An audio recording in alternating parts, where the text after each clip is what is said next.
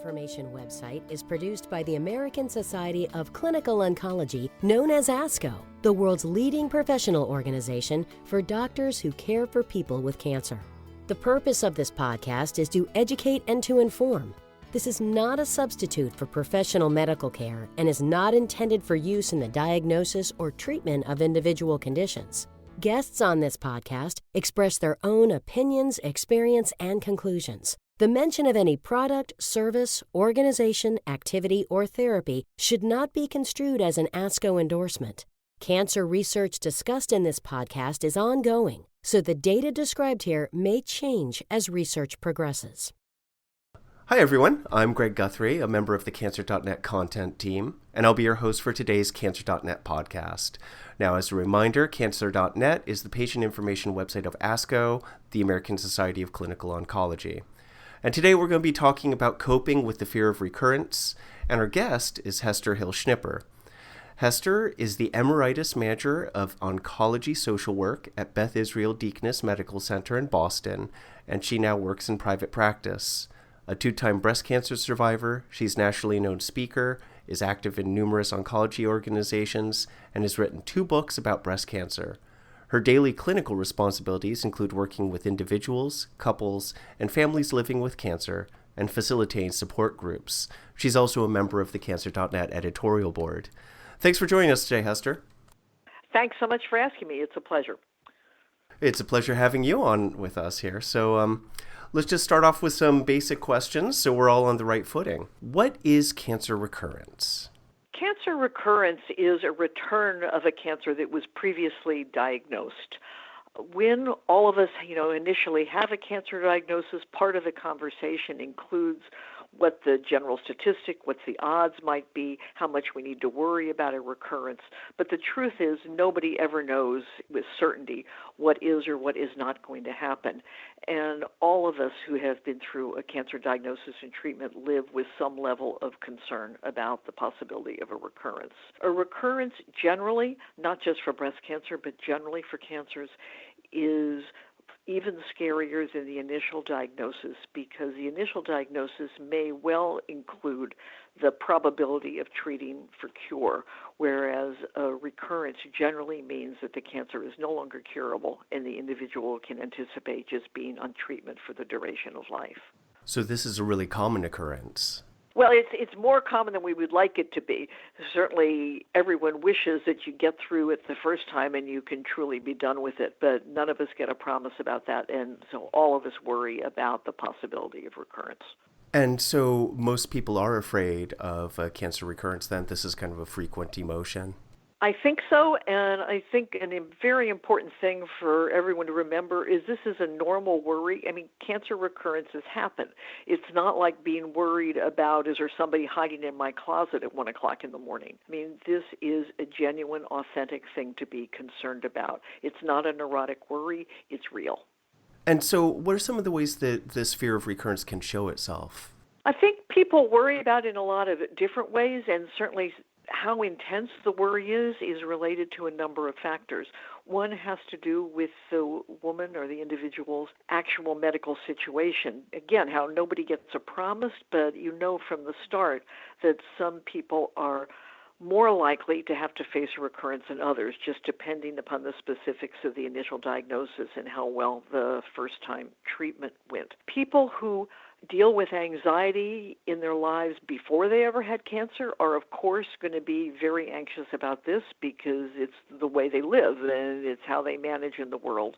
And now they have one more very real and scary thing to be anxious about. The way most of us experience it comes in thinking, hopefully not daily as some time passes, but thinking frequently about the what-ifs, the sitting around, say, a Thanksgiving table, and instead of just being glad to be there, also wondering, is this my last Thanksgiving? Every ache and pain is experienced as a possible return of the cancer. The first thought being, oh no, the cancer's in my back, as opposed to, oh, I should have gotten help moving all those heavy cartons yesterday. It keeps some people awake at night. Certainly when we hear of a friend who has had a recurrence or even someone who has died of breast cancer or another cancer. That makes it scarier. People worry more before doctor's visits, appointments, before any scheduled scans, mammograms, whatever their medical times and appointments are. Those are certain to be moments to raise the fear. And how can people cope with or lessen these fears? I think the first thing to say is that time helps.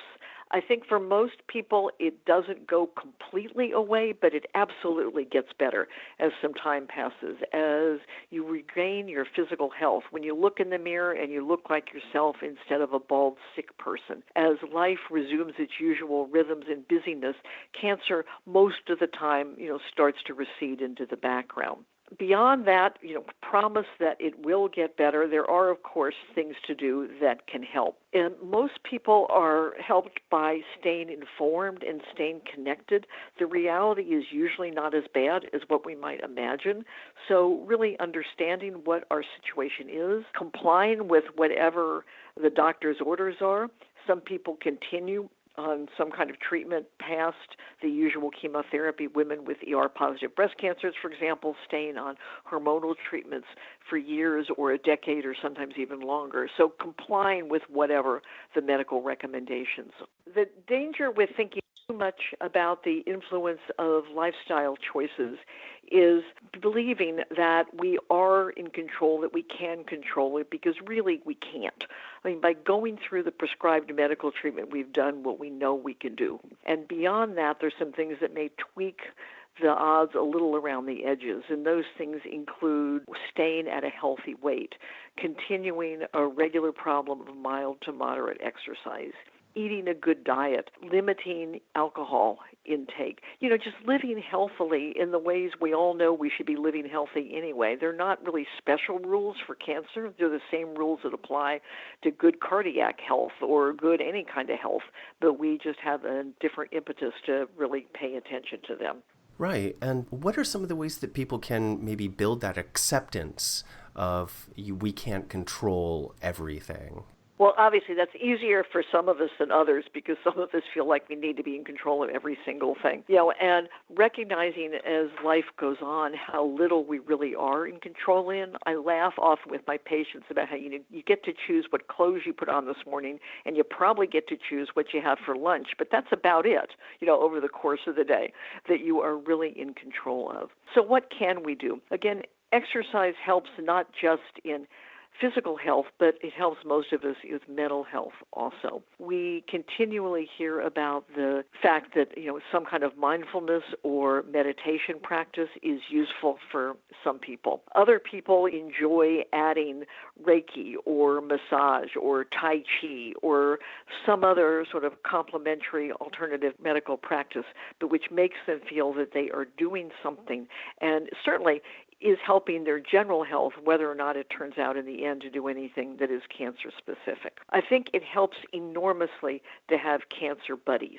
I always encourage people, to consider a support group if there are appropriate groups around, to consider talking to the woman you're sitting next to in the waiting room when you go in for your every 6 month or however frequently it is appointment, to perhaps continue participating in a cancer meeting, a conference of some kind, a fundraiser, some way to get to know other people who are living the same experience, because we help each other more, I think, than anybody else can help us. So this kind of peer support is very important to helping cope with that. I think it's very important. I mean, the downside, obviously, is the more people with cancer whom you know, the more likely it is that you're going to know some people who end up not doing well. So you have to get yourself to a place where the benefit of those friendships and the connections outweighs the possibility that there may be, scariness and loss in some of those relationships also.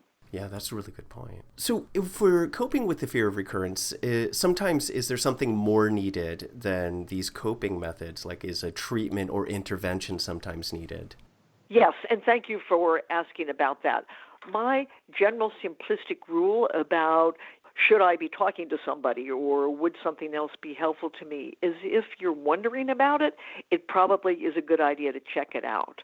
I think we all know ourselves better than anybody else knows us. And if we begin to be worried about ourselves, or if we're not sleeping at night, if we can't concentrate on things, if we're not interested in the parts of life which usually please us, if we find that really our fear is paralyzing, even smallly paralyzing, we deserve to live better than that.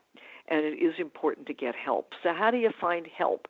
There are clearly many wonderful therapists around who are great at what they do, but really are not well informed about issues related to cancer. Places to start to look for somebody who is a competent therapist as well as somebody who is well informed about cancer issues. Certainly, talk to your doctor, talk to your treatment nurse, talk to your other cancer buddies.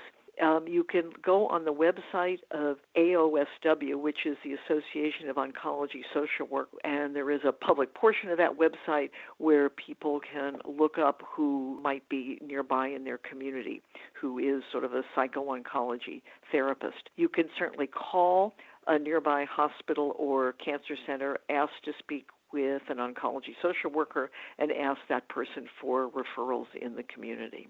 That's really great to give a sign for seeking help and then where to look for that. Are there other resources out there that can help people coping with their fear of recurrence? I think, again, for most of us, information is helpful. And so, to be careful about using the internet and reading online. I mean, certainly, ASCO's CancerNet is a wonderful website. They're Living Beyond Breast Cancer, NCI. I mean, there are many, authentic and useful websites. I tell people, look, for the .orgs or the .govs and be a little less sure about the .coms, although some of them certainly are good too. Many of the cancer forums can be helpful in terms of sharing information, but they also can be terrifying. And there's no way to be sure about the information that you're reading or hearing, whether it's accurate or whether somebody is really crazy and just writing whatever he or she, is writing. So I think going to the internet in a prepared and thoughtful way, being careful about what you read, but being informed, staying current, understanding what's going on, related to cancer world in general, and if there are specifics about your particular diagnosis, to be aware of what the possible survivorship issues may be, and are there new things coming around that you should know about. That's really great. I like this idea that a lot of the power comes from being informed and also from building some sort of support network that fits you. That seems like a great way to bolster yourself against this fear. Absolutely. I think those two things, with the addition of just the safe passage of time, is what gets just about everybody safely to the other shore. Well, that's great, Hester. I think this information is going to be really helpful for our listeners, and I really appreciate you coming to share your insight and expertise here. Thanks very much. Thanks very much for asking me. It's been great talking to you.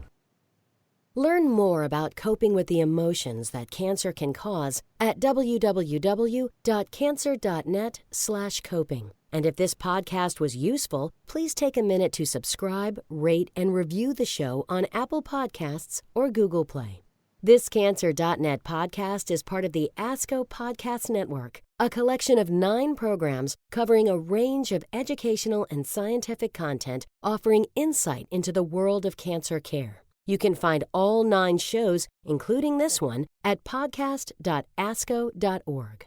Cancer.net is supported by Conquer Cancer, the ASCO Foundation, which funds breakthrough research for every type of cancer, helping patients everywhere. To help fund Cancer.net and programs like it, donate at conquer.org/support.